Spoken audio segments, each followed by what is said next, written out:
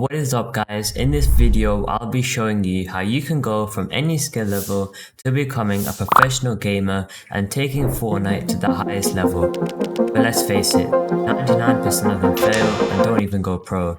In this video I'm going to be highlighting the differences that separate pros from average players, and I'll be showing an in-depth procedure that you can take to become a pro player. Before I get into anything first, I want to talk about what a tier 1 pro is.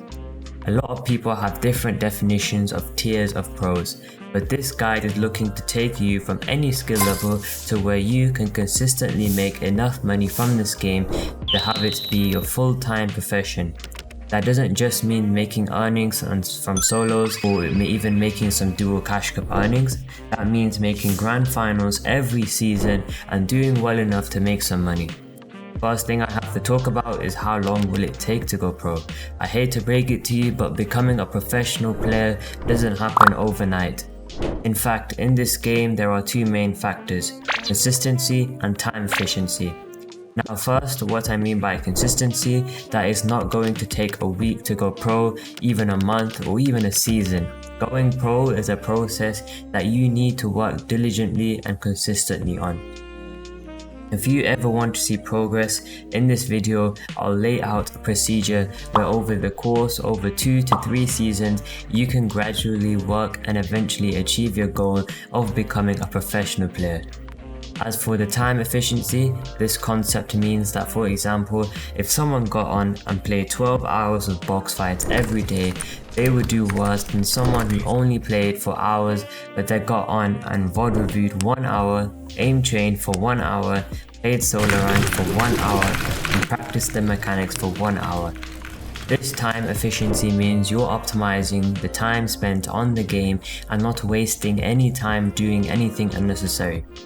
With those steps in mind, we can get into the first step of the roadmap.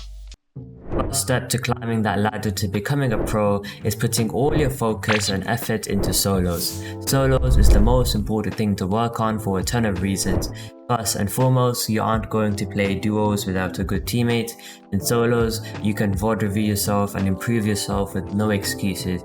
When you die, it's literally always your fault. It's your fault. There's nothing to scapegoat it about.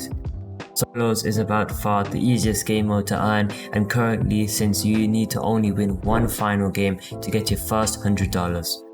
With that $100, first, like I said earlier, it starts building on your reputation. You can start finding better teammates. Earning $100 from a video game, oftentimes it can help your parents justify the time you commit to the game when they see some cash made from it. Thirdly, the money that you get, invest it in yourself. Lots of people think that they can't go pro because their setup isn't good enough, and that tier 1 pros are only tier 1 pros because they have 240Hz and 240 FPS. But in most cases, pros however started making their first earnings on bad PCs and eventually saved up enough to buy a nicer PC. In my case, I played on a really bad PC for a while until I eventually saved up my $200 to buy a graphics card. Although you can use this money to also buy new equipment like a monitor or keyboard. The goal of buying new equipment like this is for it to be an investment instead of thinking that you're spending money and it's gone. Think that you're spending money so you can make even more money competing at a higher level. Focusing on solos is important because being a good solo player builds all the fundamentals you need for other game modes. If you take any two good solo pro players and put them together, they'll do better than any two mid players with tons of chemistry. This is because it's more important than chemistry.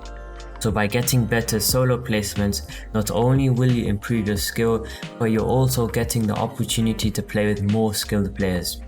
Solo teaches you how to fight off spawn, how to rotate, how to choose layers and endgame, and every other fundamental. While sometimes there are some differences between solos and duos, having the foundation built from solos will always allow you to be a good duo player.